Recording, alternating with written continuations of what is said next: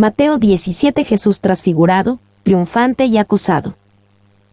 A Jesús es transfigurado. 1:1-2. La transfiguración de Jesús delante de sus discípulos. 6 días después, Jesús tomó a Pedro, a Jacobo y a Juan su hermano, y los llevó aparte a un monte alto, y se transfiguró delante de ellos, y resplandeció su rostro como el sol, y sus vestidos se hicieron blancos como la luz. Jesús tomó a Pedro, a Jacobo y a Juan. Jesús no invitó a todos sus discípulos, sino solamente a estos 3. Quizás Jesús hizo esto para prevenir el relato de este milagro increíble antes del tiempo adecuado. Mateo 17:9. Otros sugieren que lo hizo porque estos 3 necesitaban más supervisión que los otros. Y 6 días después, Lucas menciona, como 8 días después de estas palabras, Lucas 9:28, está basado en una manera griega de hablar y significa, como a una semana después. Carson. Los llevó aparte a un monte alto. Ha habido varias sugerencias para la ubicación del monte de la transfiguración. Monte Tabor, aproximadamente 1900 pies, 580 metros, pero no es alto, y no está en el camino de Cesarea Filipo a Capernaum. Monte Hermón, aproximadamente 9300 pies, 2835 metros, es alto, pero quizá demasiado alto y demasiado frío en la cima, donde parece que pasaron la noche. Tampoco estaría cerca de las multitudes judías que llegaron a Jesús inmediatamente cuando descendía de la montaña. Mateo 17:14, Lucas 9:37.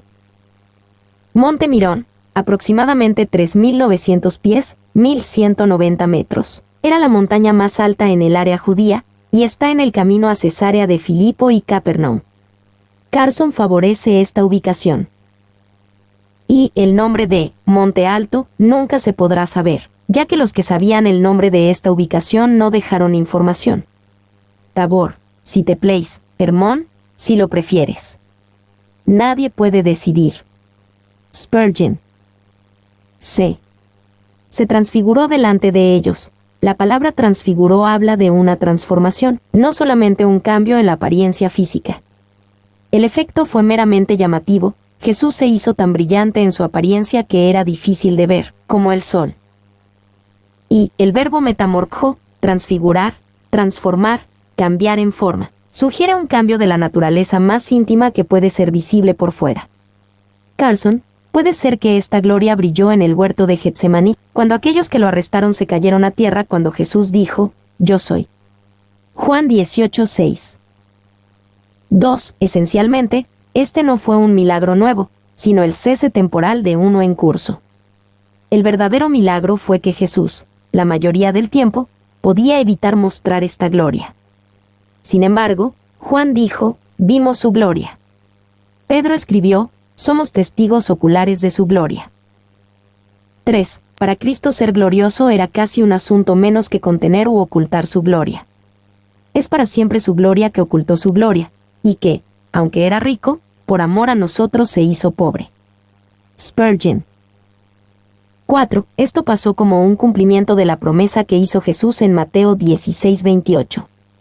Debemos recordar que las divisiones de los capítulos y versículos ciertamente no estaban en las Escrituras originales de los apóstoles y no vinieron hasta el siglo XVI. Resplandeció su rostro como el sol, y sus vestidos se hicieron blancos como la luz. Era su rostro que brilló como el sol. No se transformó a otro ser con otro cuerpo, fue su propio rostro que resplandeció. Y Jesús tiene a sus discípulos con él cuando resplandece en su gloria. Él no es glorificado aparte de ellos, porque ellos comparten su gloria. Padre, aquellos que me has dado, quiero que donde yo estoy, también ellos estén conmigo, para que vean mi gloria que me has dado, porque me has amado desde antes de la fundación del mundo. Juan 17:24. 2. Otra cosa que podemos aprender de nuestro Señor Jesucristo al haberse mostrado a sí mismo ante sus apóstoles, vestido de resplandor, es que apenas somos conscientes de la gloria de la que es capaz el cuerpo humano. Spurgeon. 2:3. Moisés y Elías aparecen con Jesús. Y he aquí les aparecieron Moisés y Elías, hablando con él. Moisés y Elías Sorprendentemente, estas dos personas del Antiguo Testamento aparecieron y hablaron con el Jesús transfigurado. Moisés había vivido unos 1400 años antes, Elías unos 900 años antes. Sin embargo, estaban vivos y en algún estado resucitado y glorificado. Y es justo pensar que estas dos personas particulares del Antiguo Testamento aparecieron porque ellos representan la ley, Moisés, y los profetas, Elías. La suma de la revelación del Antiguo Testamento se unió a Jesús en el monte de la Transfiguración. 2. También podemos decir que Moisés y Elías representan a los que son atrapados en manos de Dios. Moisés en Judas 1:9 y Elías en 2 Reyes 2:11. Más específicamente, Moisés representa a aquellos que mueren y van a la gloria, y Elías representa a quienes están atrapados en el cielo sin muerte, como en el rapto descrito en 1 Tesalonicenses 4:13-18. 3. De esto vemos, santos que se fueron hace mucho tiempo aún están vivos, viven en su personalidad, son conocidos por sus nombres, y disfrutan del acceso cercano a Cristo. Spurgeon. B. Hablando con él. Lucas 9:31 nos dice el tema de su conversación. Ellos hablaban de su partida, que iba Jesús a cumplir en Jerusalén. Hablaron de la futura obra de la cruz, y presumiblemente de la resurrección a seguir. ¿Y dónde se podrían haber encontrado mayores temas que esta muerte maravillosa y su gloriosa resurrección? Meyer. 2. Ellos les aparecieron, pero ellos hablaron con él. El objetivo de los dos santos no era conversar con los apóstoles, sino con su maestro. Aunque se ven santos de hombres, su compañerismo es con Jesús. Spurgeon. 3. 4-5. Pedro equivale a Jesús con Moisés y Elías y es reprendido dramáticamente por una voz de la nube de la gloria de Dios. Entonces Pedro dijo a Jesús: Señor, bueno es para nosotros que estemos aquí, si quieres. Hagamos aquí 3 enramadas, una para ti, otra para Moisés, y otra para Elías. Mientras él aún hablaba, una nube de luz los cubrió. Y he aquí una voz desde la nube, que decía: Este es mi Hijo amado, en quien tengo complacencia, a él oíd. Señor, bueno es para nosotros que estemos aquí, si quieres, hagamos aquí 3 enramadas, una para ti, otra para Moisés, y otra para Elías. Marcos 9:6 y Lucas 9:33 indican que Pedro no sabía lo que estaba diciendo cuando dijo esto. Aunque dijo este pensamiento sin pensarlo, el efecto de sus palabras puso a Jesús al mismo nivel que Moisés y Elías, construyendo altares iguales para cada uno de ellos. Y Pedro sugirió la retención de los 3 en asociación: Moisés, el dador de la ley; Elías, el reformador; y Jesús, el Mesías. Morgan. 2. Las enramadas, tabernáculos. La palabra normalmente significa carpas. Serían refugios temporales hechos de ramas, como las que se levantaron para la fiesta de los tabernáculos. Franz.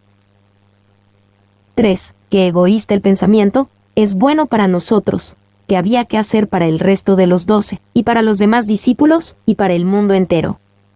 Spurgeon. B. Una nube de luz los cubrió. Esta es la nube de la gloria de Dios, llamada la Shekinah en el Antiguo Testamento. De esta nube de gloria, Dios el Padre habló. Y, cuando Dios se acerca al hombre, es absolutamente necesario que su gloria sea cubierta. Ningún hombre puede ver su rostro y vivir. Por lo tanto está la nube, en este instante, y en otros casos. Spurgeon. C. Este es mi Hijo amado, en quien tengo complacencia, a él oíd. El Padre, del cielo, reprendió el intento de Pedro de poner a Jesús en el mismo nivel que Moisés y Elías, y mientras él aún hablaba. Fue importante interrumpir a Pedro, para que todos supieran que Jesús es único y el Hijo amado, él merece nuestra atención especial, así que a él oíd. Y se podría decir que todo lo que el Padre dijo provino de las Escrituras. En el Salmo 2:7 el Padre le dice al Hijo: Mi Hijo eres tú. En Isaías 42:1 el Padre le dice al Hijo que Él es en quien mi alma tiene contentamiento. O como es citado en el pasaje de Mateo 12:18, en quien se agrada mi alma. En Deuteronomio 18:15, Dios el Padre dice a través de Moisés el profeta acerca de la venida de Jesús: a él oiréis. 2. La ocasión fue muy augusta. Sin embargo, el Señor mismo no necesita mejores palabras con respecto a su propio Hijo que aquellas registradas en años anteriores en las Santas Escrituras, de modo que esta voz del Señor pronuncia 3 palabras de la Biblia, y seguramente si el Señor habla en el lenguaje de las Escrituras, ¿cuánto más deberían de hacerlo sus siervos? Predicamos mejor cuando predicamos la palabra de Dios. Spurgeon. 3. Este es otro desarrollo del tema significativo en Mateo del conflicto entre Jesús y los líderes religiosos. Con estas palabras del cielo, Dios el Padre claramente puso a Jesús por encima de la ley y los profetas. No es meramente otro o incluso un mejor profeta o dador de ley. Jesús es el Hijo amado. 4. Si el Padre dice, «Este es mi Hijo», observa la gracia de nuestra adopción. Con tal Hijo el Señor no tenía ninguna necesidad de hijos. Él no nos hizo sus hijos porque necesitaba hijos, sino porque nosotros necesitábamos un Padre. Spurgeon. D. A él oíd, si debemos de escuchar a alguien, deberíamos escuchar a Jesús. Pensaríamos que una voz del cielo diría, escúchenme a mí. Pero el Padre dijo, a él oíd, todo nos señala a Jesús. ¿Y qué palabras establecen a Cristo como el único doctor y maestro de su iglesia, el único al quien los cristianos han de escuchar? Esto no destruye a los ministros de la palabra, quienes no son más que los intérpretes de lo que Él ha dicho, y no debe ser considerado más que por esto escuchamos a Cristo hablar de una manera más clara y frecuente. Paul. 2. Si Pedro es nuestro maestro, llamémoslo así, si Calvino es nuestro maestro, llamémoslo así, y si Wesley es nuestro maestro, llamémoslo así, pero si somos discípulos de Jesús, entonces sigamos a Jesús, y sigámoslo con otros hombres siempre y cuando podamos percibir que ellos siguieron a Cristo. Spurgeon. 4. 6 a 8. Los discípulos reaccionan con un temor santo. Al oír esto los discípulos, se postraron sobre sus rostros, y tuvieron gran temor. Entonces Jesús se acercó y los tocó, y dijo, levantaos, y no temáis, y alzando ellos los ojos, a nadie vieron sino a Jesús solo. Se postraron sobre sus rostros, y tuvieron gran temor. No se postraron sobre sus rostros cuando vieron a Jesús transfigurado, ni cuando su rostro resplandeció como el sol, ni cuando sus vestiduras se hicieron como luz, ni cuando Moisés y Elías se aparecieron con él, ni cuando Moisés y Elías hablaron con Jesús, ni tampoco cuando la nube de gloria los cubrió. Sino al oír la voz del cielo se postraron sobre sus rostros, y tuvieron gran temor. Y ellos estaban en la presencia inmediata de Dios y escucharon la voz de su Padre. Bien podrían estar acostados, postrados y temblando. Una manifestación de Dios demasiado clara, aunque relacionada con Jesús, preferiría dominarnos a empoderarnos. Spurgeon. Ve, levantaos, y no temáis. Los discípulos estaban nuevamente asombrados de Jesús. Esto ayuda a explicar el propósito de la transfiguración, para asegurar a los discípulos que Jesús era el Mesías, incluso si fuera crucificado como lo había revelado tan sorprendentemente.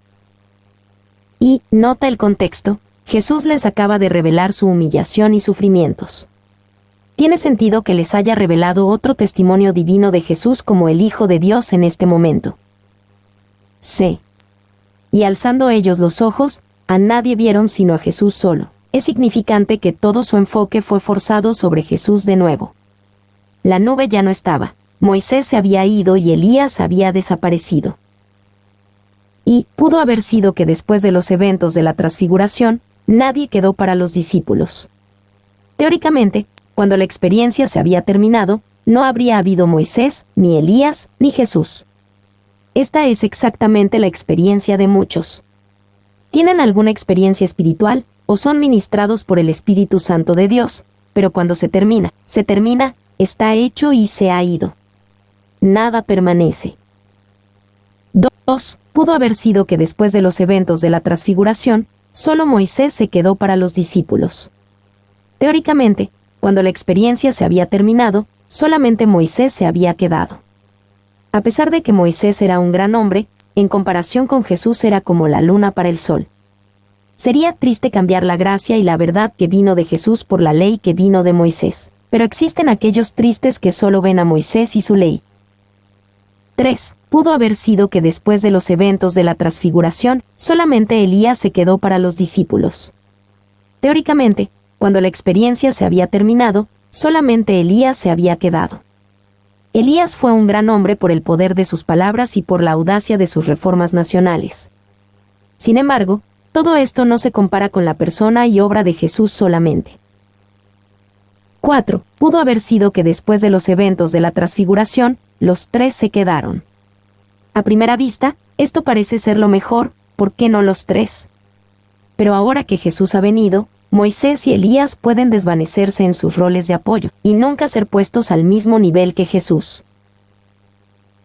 Aunque los apóstoles vieron a Jesús solo, vieron lo suficiente, porque Jesús es suficiente para el tiempo y la eternidad, es lo suficiente para vivir y lo suficiente para morir.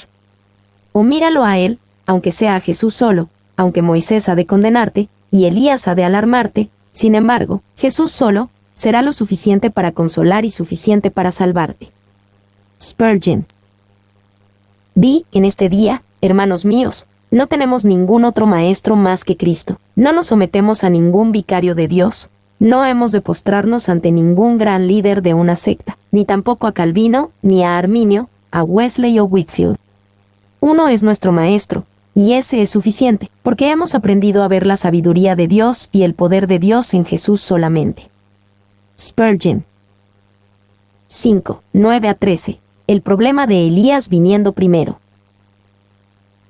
Cuando descendieron del monte, Jesús les mandó, diciendo, no digáis a nadie la visión, hasta que el Hijo del Hombre resucite de los muertos. Entonces sus discípulos le preguntaron, diciendo, ¿por qué? Pues, dicen los escribas que es necesario que Elías venga primero. Respondiendo Jesús, les dijo, a la verdad, Elías viene primero, y restaurará todas las cosas, mas os digo que Elías ya vino, y no le conocieron, sino que hicieron con él todo lo que quisieron, así también el Hijo del Hombre padecerá. De ellos, entonces los discípulos comprendieron que les había hablado de Juan el Bautista.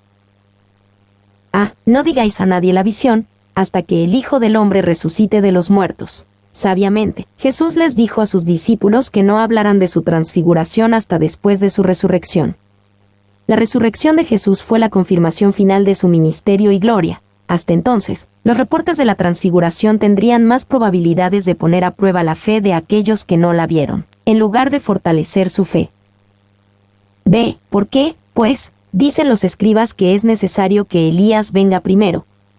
Los discípulos habían escuchado que Elías debe venir, de acuerdo con la promesa en Malaquías 4, 5. He aquí, yo os envío el profeta Elías, antes que venga el día de Jehová, grande y terrible. Y su pregunta tal vez iba así, Jesús, sabemos que Elías viene primero que el Mesías. Sabemos que eres el Mesías, pero acabamos de ver a Elías, y parece ser que vino después de ti. A la verdad, Elías viene primero, y restaurará todas las cosas. Jesús les aseguró a sus discípulos que ciertamente Elías vendría primero. Pero la primera venida de Jesús no trajo el día de Jehová, grande y terrible. La venida de Elías en Malaquías 4:5 probablemente es mejor identificada con la aparición de los dos testigos de Apocalipsis 11, 3-13, y después la segunda venida de Jesús. Más os digo que Elías ya vino, y no le conocieron. Sin embargo, también había un sentido en el que Jesús con justa razón podía decir, Elías ya vino. Elías había llegado en la obra de Juan el Bautista, quien ministraba en el espíritu y el poder de Elías. Lucas 1:17. Y esto es evidente cuando se compara la vida y la obra de Elías y Juan el Bautista. Elías era notado por tener un celo completo de Dios, también Juan el Bautista. Elías reprendía audazmente el pecado en lugares altos, también Juan el Bautista. Elías llamó a los pecadores y los conciliadores a una decisión de arrepentimiento, también Juan el Bautista. Elías atraía a multitudes en su ministerio, también Juan el Bautista. Elías atrajo la atención y la furia del rey y su esposa, también Juan el Bautista. Elías era un hombre austero, también Juan el Bautista. Elías huyó al desierto, Juan el Bautista también vivía ahí. Elías vivió en un tiempo corrupto y fue usado para restaurar la vida espiritual que fallaba. Esto también fue cierto de Juan el Bautista. Jesús sana a un muchacho lunático. 1. 14 a 16, un demonio demasiado difícil para los discípulos. Cuando llegaron al gentío, vino a él un hombre que se arrodilló delante de él, diciendo, Señor, ten misericordia de mi hijo, que es lunático, y padece muchísimo, porque muchas veces cae en el fuego, y muchas en el agua, y lo he traído a tus discípulos, pero no le han podido sanar. Señor, ten misericordia de mi hijo, que es lunático. Los síntomas epilépticos de este niño en particular eran de origen demoníaco, Mateo 17-18, aunque esto ciertamente no se podría decir de cada caso de síntomas epilépticos, ni en ese tiempo ni hoy en día. El narrativo en Marcos 9, 14-29 nos dice que el demonio hizo mudo y sordo al muchacho. Y Mateo describe al muchacho con el verbo selenias estai, lo cual literalmente significa estar lunático. Barclay. 2. Cuando Moisés había bajado del monte se encontró con la apostasía de Israel, Éxodo 32. De la misma manera sucede cuando Jesús baja de la montaña y entra a la escena de conflicto espiritual e incredulidad. France. 3. Ahí la montaña, ahora el valle. Ahí santos glorificados, aquí el lunático. Ahí el Rey en su gloria celestial, aquí los representantes de la fe desconcertada y vencida. Morgan. 4. Es fácil sentirse cristiano en el momento de oración y meditación. Es fácil sentirse cerca de Dios cuando el mundo se deja atrás. Pero eso no es religión, eso es escapismo. La religión verdadera se trata de pararnos de nuestras rodillas delante de Dios para ayudar al hombre y los problemas de la situación humana. Barclay. Ve, y lo he traído a tus discípulos, pero no le han podido sanar. A veces los seguidores de Jesús fallan, pero Jesús nunca falla. El hombre fue sabio al ir directamente a Jesús cuando sus seguidores fallaron. Y, en ocasiones anteriores, los discípulos sí habían echado fuera demonios, Lucas 10:17. Sin embargo, aquí no le han podido sanar. Esto se debe a que hay niveles de poderes demoníacos, Efesios 6:12, y evidentemente hay dominios más fuertes, más necios, resistentes, que otros. Ya que se les había dado la autoridad a los discípulos de echar fuera demonios anteriormente, Mateo 10:8, aparentemente este demonio era más difícil que los otros. 2. Su fracaso en realidad fue bueno para ellos. Su fracaso les enseñó. Les enseñó a no entrar en la rutina del ministerio mecánico. Les enseñó la gran superioridad de Jesús. Les enseñó a desear la presencia de Jesús. Les enseñó a venir a Jesús con el problema. 3. Estaban confundidos por su falta de éxito, pero no por su falta de fe, que fue la causa de su fracaso. Clarke. 2, 17-21, Jesús fácilmente echa fuera el demonio. Respondiendo Jesús, dijo, oh generación incrédula y perversa. ¿Hasta cuándo he de estar con vosotros? ¿Hasta cuándo os he de soportar? Traédmelo acá, y reprendió Jesús al demonio, el cual salió del muchacho, y éste quedó sano desde aquella hora. Viniendo entonces los discípulos a Jesús, aparte, dijeron, ¿por qué nosotros no pudimos echarlo fuera? Jesús les dijo, por vuestra poca fe, porque de cierto os digo, que si tuvierais fe como un grano de mostaza, diréis a este monte, pásate de aquí allá, y se pasará, y nada os será imposible. Pero este género no sale sino con oración y ayuno. Oh generación incrédula y perversa. ¿Hasta cuándo he de estar con vosotros? Hay un sentido de que Jesús está frustrado con sus discípulos. Su temporada de ministerio antes de la cruz ya estaba llegando a su fin, y tal vez se sentía frustrado que sus discípulos no tenían más fe. Reprendió Jesús al demonio, el cual salió del muchacho. Jesús liberó al muchacho poseído por un demonio al instante. Lo que era demasiado difícil para sus discípulos no era difícil para Jesús. Por vuestra poca fe, Jesús establece la incapacidad de los discípulos de echar fuera un demonio en su poca fe. Para ser exitoso en una batalla contra demonios, tiene que haber confianza en el Señor Dios, quien tiene autoridad completa sobre los demonios. Y hay algunas cosas que se obtienen con una mayor fe, y con oraciones más fervientes e importunadas que otras. Una misericordia a veces parece salir de la mano de Dios con más dificultad y lucha por ella. Paul. 2. No tenía sentido culpar al muchacho, a su padre o al demonio, aunque el demonio era fuerte y había estado ahí mucho tiempo. La culpa la tenían los discípulos. Cuando los ministros del Evangelio encuentran que sus esfuerzos, con respecto a algunos lugares o personas, son ineficaces, deben venir por oración privada, a Cristo, humillándose ante Él y suplicar que se les informe si algún mal dentro de ellos mismos no ha sido la causa de la inutilidad de sus labores. Clarke. D. Si tuvieres fe como un grano de mostaza. La fe que debemos de tener tiene más que ver con qué tipo de fe es que con cuánta fe hay. Una pequeña cantidad de fe, tan pequeña como un grano de mostaza, una semilla muy pequeña, puede lograr grandes cosas si esa pequeña cantidad de fe se establece en el gran y poderoso Dios. Y poca fe puede lograr grandes cosas, pero una gran fe puede lograr cosas aún más grandes. Lo que más importa es en qué está puesta nuestra fe, el objeto de nuestra fe. El ojo no puede verse a sí mismo. ¿Alguna vez has visto tu propio ojo? En un espejo tal vez lo has hecho, pero eso fue solo un reflejo. Y de igual manera tal vez has visto tu fe, pero no puedes ver la fe misma. La fe ve al objeto de la fe, incluso a Cristo. Spurgeon. 2. Diréis a este monte, pásate de aquí allá. Jesús, en efecto, aquí llama a la fe un arrancador de montañas, una frase usada en las escuelas judías para un rabino distinguido por la tradición jurídica o la experiencia personal. Brace. Pero este género no sale sino con oración y ayuno. Nosotros demostramos nuestra fe y confianza en Dios por medio de la oración y el ayuno. Demuestra una ocupación y dependencia en Jesús. Y la gran oración y el ayuno también demuestran seriedad ante Dios, lo cual trae respuesta a la oración. A menudo oramos sin pasión, casi pidiéndole a Dios que se ocupe de cosas que a nosotros nos importan poco o nada. 2. Oración y ayuno demuestran gran voluntad de identificarte con la persona afligida. Gran apreciación de la fuerza del mundo demoníaco. Gran dependencia de Dios. Gran deseo de luchar y sacrificarse por el bien de la liberación. 3.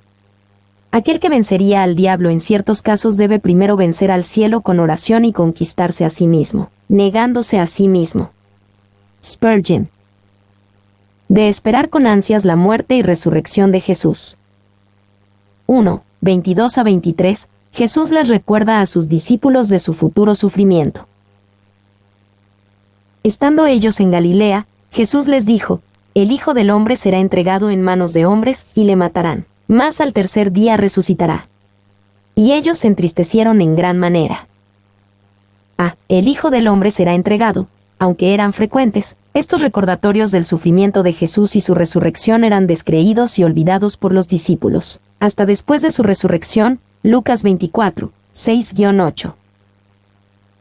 Mas al tercer día resucitará. Jesús raramente les decía a sus discípulos de su muerte venidera sin decirles también de su resurrección. Sabemos que los discípulos realmente no comprendían el triunfo glorioso de la resurrección, porque ellos se entristecieron en gran manera. 2. 24 a 26. Tiempo de pagar las 2 dracmas. Cuando llegaron a Capernaum, vinieron a Pedro los que cobraban las 2 dracmas, y le dijeron, «Vuestro maestro no paga las 2 dracmas». Él dijo, «Sí». Y al entrar él en casa, Jesús le habló primero, diciendo, «¿Qué te parece, Simón? Los reyes de la tierra, ¿de quiénes cobran los tributos o los impuestos? ¿De sus hijos o de los extraños?» Pedro le respondió, «De los extraños». Jesús le dijo, «Luego los hijos están exentos». ¿Vuestro maestro no paga las 2 dracmas? Este era un impuesto o tasa que se aplicaba a cada hombre judío. Los hombres judíos fieles pagaban esta obligación, otros buscaban escapar de esta responsabilidad. Y, sin embargo, también era un asunto de controversia, mientras los saduceos desaprobaban esta ley, y los hombres de Qumran solamente lo pagaban una vez en su vida. Franz. 2. El pago se podía hacer en persona en el Festival de la Pascua en Jerusalén, pero se hacían colectivas en otras partes de Palestina y en el extranjero un mes antes. Por lo tanto, este incidente se lleva a cabo un mes antes de la Pascua. France. 3. Después del año 70 después de Cristo, cuando el templo fue destruido, los romanos desviaron este impuesto al templo de Júpiter en Roma, después de lo cual dejó de ser una cuestión de patriotismo y se convirtió en un símbolo de su sumisión a un poder pagano. El hecho de que esta historia esté registrada es una de las indicaciones incidentales de que el Evangelio de Mateo debe tener una fecha antes del año 70 después de Cristo. France. B. ¿De quiénes cobran los tributos o los impuestos? ¿De sus hijos o de los extraños? Pedro dio la respuesta rápida y natural a esta pregunta. Pero entonces Jesús explicó que él no es responsable de pagar este impuesto, porque el Padre no lo requiere de su Hijo. Y los rabinos estaban exentos de pagar este impuesto, y también los sacerdotes en Jerusalén. ¿Reclamaría Jesús una exención similar? La pregunta supone que sí pagaba regularmente, y Pedro estaba de acuerdo. France. 3:27. Jesús paga el impuesto por medio de provisión milagrosa. Sin embargo, para no ofenderles, ve al mar, y echa el anzuelo, y el primer pez que saques, tómalo, y al abrirle la boca, hallarás un estatero, tómalo, y dáselo por mí y por ti. Sin embargo, para no ofenderles, Jesús no estaba obligado a pagar este impuesto bajo el principio que acababa de discutir con Pedro, que como hijo, no como siervo, él no tenía que pagar este impuesto del templo. Sin embargo, Jesús también reconoció la importancia de evitar controversias innecesarias, y estaba dispuesto a pagar este impuesto para no ofenderles a aquellos que lo cuestionaron. Y el uso de la palabra griega scandalisein lleva a Barclay a escribir, por lo tanto, Jesús está diciendo, debemos pagar para no ser un mal ejemplo para otros. No solamente debemos cumplir con nuestro deber, debemos ir más allá de nuestro deber, para poder enseñar a otros lo que deben hacer. B. Echa el anzuelo. Pedro era un pescador profesional que usaba redes, no un anzuelo y una línea. Debió haber humillado a Pedro el pescar de esta manera, y podemos imaginar que él esperaba que ninguno de sus amigos pescadores lo vieran tratando de pescar un pez de uno por uno. Y la manera en cómo llegó este dinero a la boca del pez es una disputa en vano, considerando que aquel que habla es el creador de todas las cosas. Paul. Tómalo, y dáselo por mí y por ti. Jesús confiaba en la provisión milagrosa de Dios. No es de todos los días o de cualquier día que alguien atrapa un pez y saca una moneda de su boca. Pero Jesús usó la provisión de Dios para pagar sus impuestos. Y, así el gran hijo paga el impuesto que se debía por la casa de su padre, pero ejerce su prerrogativa real en el acto, y saca el sequel del tesoro real. Como hombre él paga, pero primero como Dios hace que el pez le traiga el sequel en su boca. Spurgeon. 2. No sabemos por qué Jesús no le dijo a Pedro que proveyera lo suficiente para pagar por todos sus discípulos. Quizás se implicó o se entendió. Matthew Paul argumentó que este tributo en este tiempo solo era requerido de Jesús y Pedro porque era la colección de la ciudad de Capernaum, y solamente Pedro y Jesús eran residentes de Capernaum en este momento. 3. Sin embargo, él pagó por Pedro, como un presagio de la obra de redención para todos los hombres. Jesús, quien en realidad no debía el precio, lo pagó sin embargo, y al mismo tiempo, con el mismo precio, también pagó por Pedro.